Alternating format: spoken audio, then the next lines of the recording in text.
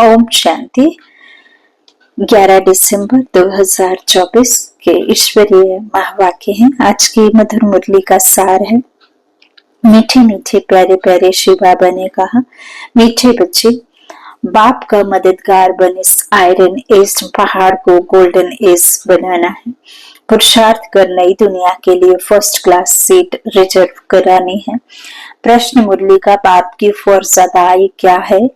कौन सा फर्ज पूरा करने के लिए संगम पर बाप को आना पड़ता है? उत्तर, बीमार और दुखी बच्चों को सुखी बनाना, माया के फंदे से निकाल घनेरे सुख देना, यह बाप की फर्ज अदाई है जो संगम पर ही बाप पूरी करते हैं।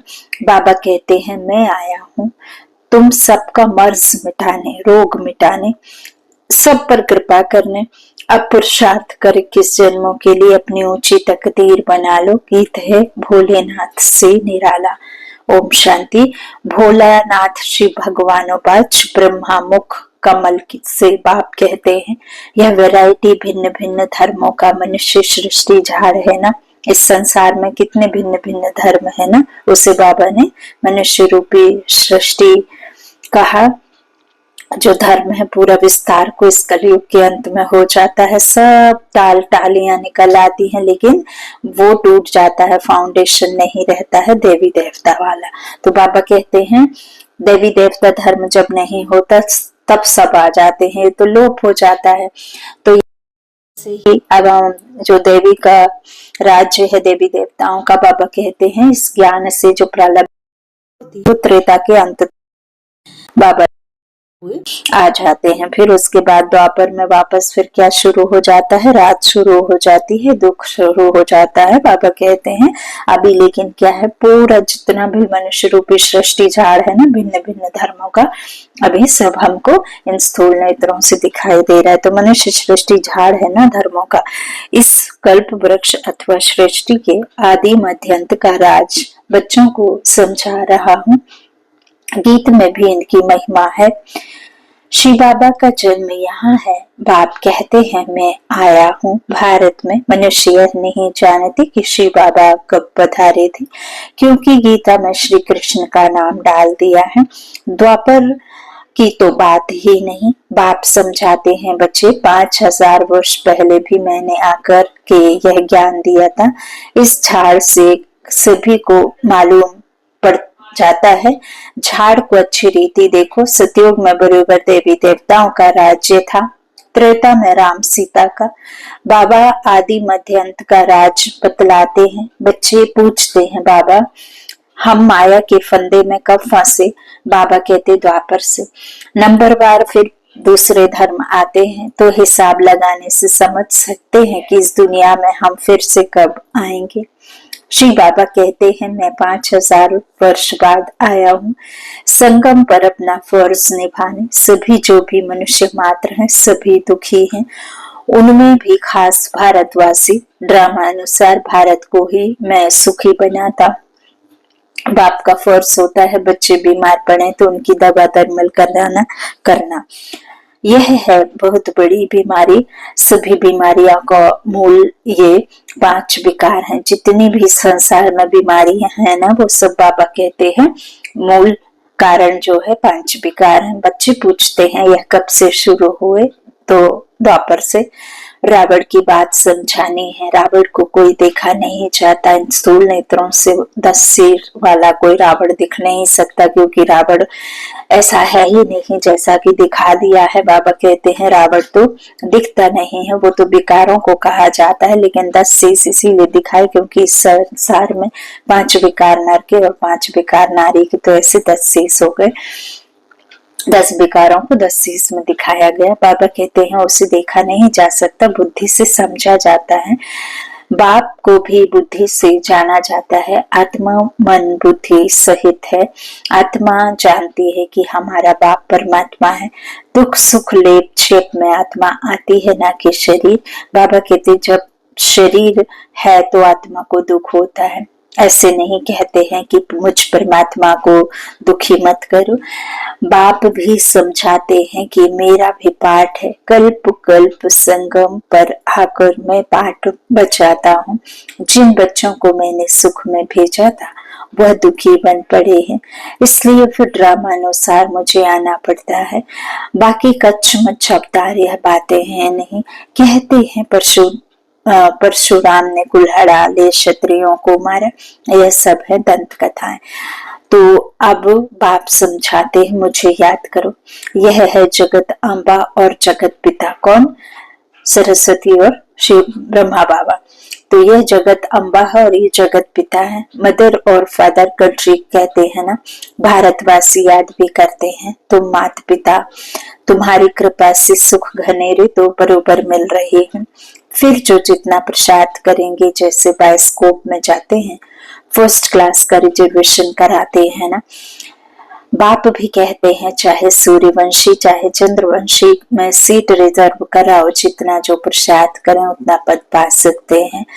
तो सब मर्ज मिटाने बाप आए हैं। रावण ने सबको बहुत दुखी दिया है, बहुत दुख दिया है।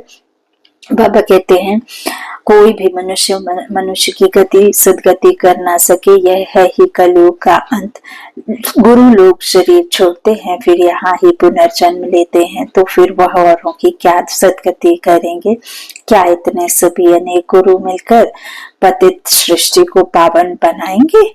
गोवर्धन पर्वत कहते हैं ना। तो यह माताएं सायरन ईस्ट पहाड़ को गोल्डन ईस्ट बनाती हैं। गोवर्धन की फिर पूजा भी करते हैं, वह है तत्व पूजा। सन्यासी भी ब्रह्म अथवा तत्व को याद करते हैं, समझते हैं वही परमात्मा है, ब्रह्म भगवान है। बाप कहते हैं यह तो भ्रम है, ब्रह्मांड में तो आत्माएं अंडे में सिल रहती हैं। निराकारी झाड़ भी दिखाया गया है, हर एक का अपना अपना सेक्शंस है। इस झाड़ का फाउंडेशन है भारत का सूर्यवंशी चंद्रवंशी घराना। फिर वृद्धि होती है, मुख्य है 4 धर्म। तो हिसाब करना चाहिए कौन कौन से धर्म का बातें हैं। जैसे गुरु नानक 500 वर्ष पहले आई, ऐसे तो नहीं सिख लोग कोई 84 जन्म का पाठ बजाते हैं। बाप कहते हैं 84 जन्म सिर्फ तुम ऑलराउंडर ब्राह्मणों के हैं। बाबा ने समझाया है कि तुम्हारा ही ऑलराउंड पार्ट है, ब्राह्मण, देवता, क्षत्रिय, वैश्य, शूद्र तुम बनते हो। जो पहले देवी देवता बनते हैं वही सारा चक्र लगाते हैं। बाप कहते हैं तुम वेद शास्त्र को तो बहुत सुने, अभी यह सुनो और जज करो कि शास्त्र राइट है या गुरु लोग राइट है, या जो बाप सुनाते हैं वह राइट है। बाप को कहते हैं ट्रुथ, मैं सच बतलाता हूँ जिससे सत्युग बन जाता है, और द्वापर से लेकर तुम झूठ सुनते आए हो तो उससे नरक बन पड़ा है।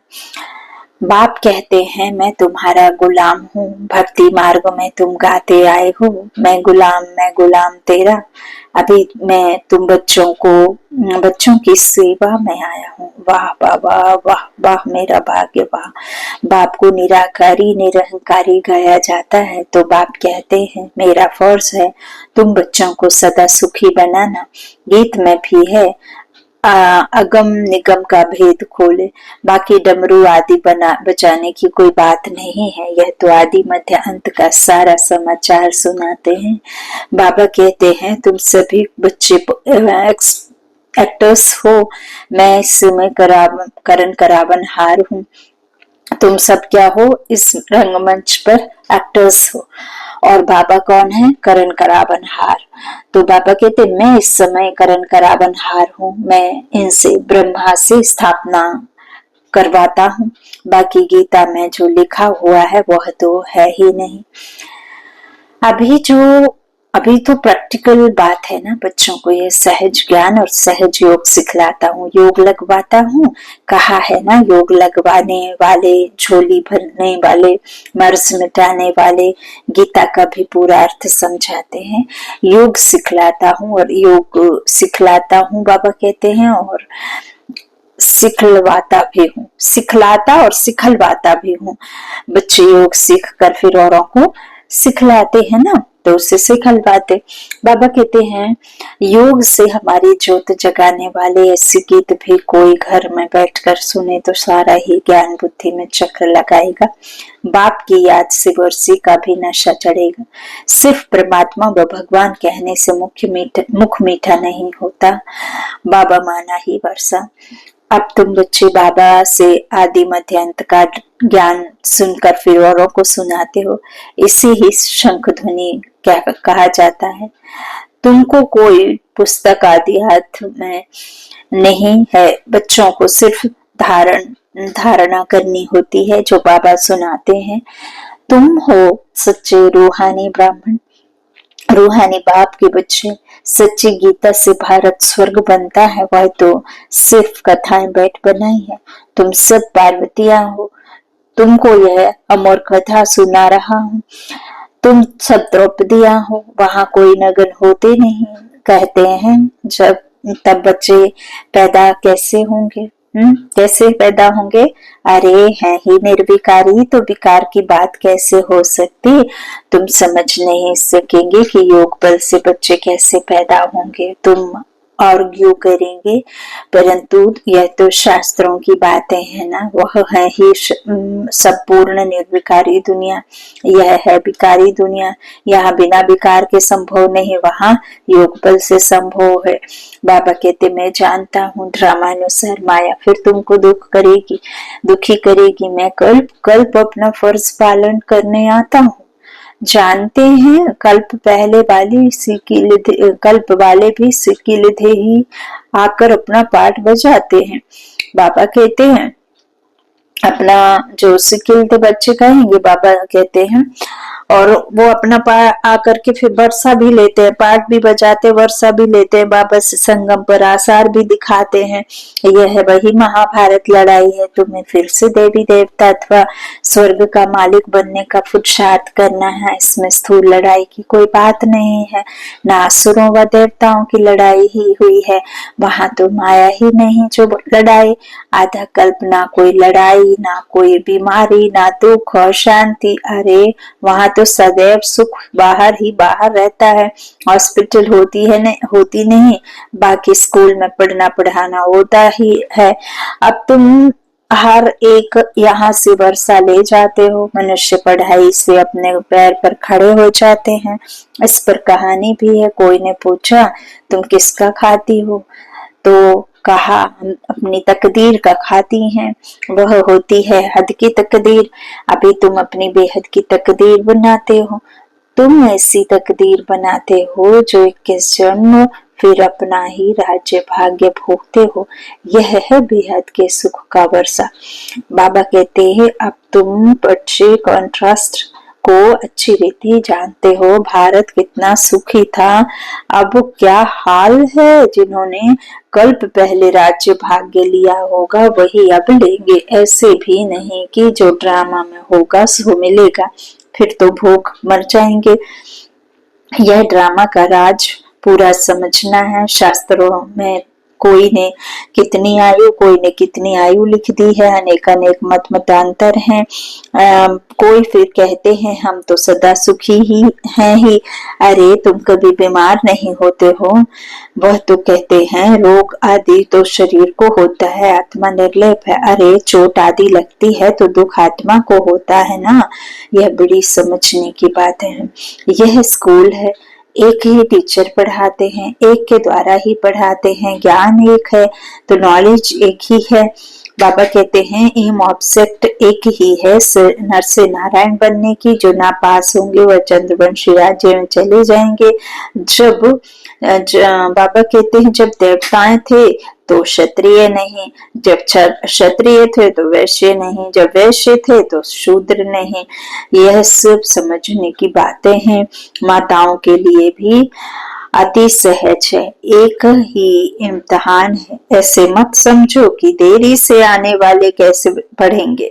लेकिन अभी बाबा कहते अभी तो नए तीखे जा रहे हैं, लेकिन अभी तो नए दिखे जा रहे हैं, प्रैक्टिकल में है। बाकी माया रावण का कोई रूप नहीं कहेंगे, इनमें काम का भूत बाकी भूत है, बाकी रावण का कोई भूत व शरीर तो है नहीं।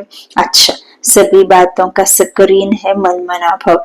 कहते हैं मुझे याद करो तो इस एक योग अग्नि से विकर्म विनाश होंगे।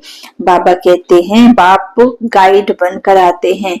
बाबा कहते, बच्चे मैं तो सम्मुख तुम बच्चों को पढ़ा रहा हूँ, कल्प कल्प अपनी फर्जदाई का पालन करता हूँ। पारलौकिक बाप कहते हैं, मैं अपना फर्ज बजाने आया हूँ। सॉरी, तुम बच्चों की मदद से। बाबा क्या करने आए हैं, उनका जो कर्तव्य है फर्ज वो बजाने आए हैं। तुम बच्चों की मदद से मदद देंगे तब तो तुम भी पद पाएंगे। मैं कितना बड़ा बाप हूँ, कितना बड़ा यज्ञ रचा है। ब्रह्मा की मुख वंशावली, तुम सभी ब्राह्मण ब्राह्मणियां भाई हो बहन हो। जब भाई बहन बने तो स्त्री पुरुष की दृष्टि बदल जाए। बाप कहते हैं, इस ब्राह्मण कुल को कलंकित नहीं करना, पवित्र रहने की युक्तियां हैं। मनुष्य कहते हैं, यह कैसे होगा, ऐसे हो नहीं सकता, इकट्ठे रहें और आग ना लगे। बाबा कहते हैं, मैं बीच में ज्ञान तलवार होने से कुछ कभी आग नहीं लग सकती। बाबा क्या कहते हैं, बीच में ज्ञान तलवार होने से कभी आग लग नहीं सकती, परंतु जबकि दोनों मन मना भाव रहे, श्री बाबा को याद करते रहें, अपने को ब्राह्मण समझें। ये दो बातें ध्यान रखना है। मन मना भाव के साथ मन से परमात्मा को याद करो और खुद को आत्मा समझो। तो बाबा कहते, इस तरह मनुष्य तो इन बातों को नहीं समझते, समझने कारण हंगामा मचाते हैं, नहीं समझने कारण हंगामा मचाते हैं। यह गालियां भी हैं, तो बाबा कहते गालियां फिर खानी भी पड़ती हैं। श्री कृष्ण को थोड़े ही कोई गाली दे सकते। श्री कृष्ण ऐसे आ जाए तो विलायत आदि से एकदम एरोप्लेन में भाग आए, भीड़ मच जाए, सेल्फी के चक्कर में उन भगवान के ही पैर को चल दें। कोई भी ज्ञान लेने से पहले उनका काम सेल्फी में बन जाएगा, फोटो दिखा देंगे, इनके साथ फोटो है तो सामने वाला उनका काम वो फोटो को देख करके कर देगा। तो इस तरह से बाबा कहते हैं कि इसमें आते तो क्या से क्या हो जाता, भीड़ मच जाए, भारत में पता नहीं क्या हो जाए। अच्छा, आज भोग है, यह है पियर घर और वो है ससुर घर। संगम पर मुलाकात होती है, कोई कोई इनको साधु समझते हैं। बाबा ने समझाया है कि यह साक्षात्कार क्या है, भक्ति मार्ग में कैसे साक्षात्कार होते हैं, इनमें संशय बुद्धि नहीं होना। यह रस्म रिवाज है। श्री बाबा का भंडारा है तो जरूर, बाबा कहते भंडारा है तो उनको याद कर भोग लगाना चाहिए। योग में रहना तो अच्छा ही है, बाबा की याद रहेगी। अच्छा, बाबा का याद प्यार, मीठे मीठे सिक्के दे बच्चों प्रति, माता पिता बाप दादा का याद प्यार और गुड मॉर्निंग। रूहानी बाप की रूहानी बच्चों को नमस्ते। हम रूहानी बच्चों की रूहानी माता पिता बाप दादा को याद प्यार और गुड मॉर्निंग। शुक्रिया बाबा। धारणा के लिए मुख्य सार है। पहला, बाबा ने कहा, स्वयं को ब्रह्मा मुख वंशावली समझकर पक्का पवित्र ब्राह्मण बनना है, कभी अपने इस ब्राह्मण कुल को कलंकित नहीं करना है। दूसरा, बाप समान निराकारी निरहंकारी बन अपनी फर्जताएं पूरी करनी है। रूहानी सेवा पर तत्पर रहना है। वरदान है, स्नेह की शक्ति से माया की शक्ति को समाप्त करने वाले संपूर्ण ज्ञानी भव। स्नेह में समाना ही संपूर्ण ज्ञान है। स्नेह ब्राह्मण जन्म का वरदान है। संगम युग पर स्नेह का सागर स्नेह के हीरे मोतियों की थालियां भर कर दे रहे हैं। तो स्नेह में संपन्न बनो। स्नेह की शक्ति से परिस्थिति रूपी पहाड़ परिवर्तन हो पानी समान हल्का बन जाएगा। माया का कैसा भी विकराल रूप व रॉयल रूप सामना करे तो सेकंड में स्नेह के सागर में समा जाओ। तो स्नेह की शक्ति से माया की शक्ति समाप्त हो जाएगी। स्लोगन है तन मन धन मन वाणी और कर्म से बाप के कर्तव्य में सदा सहयोगी ही योगी है। तन मन धन मन वाणी और कर्म से बाप के कर्तव्य में सदा सहयोगी ही योगी है। अच्छा, ओम शांति। शुक्रिया बाबा, शुक्रिया।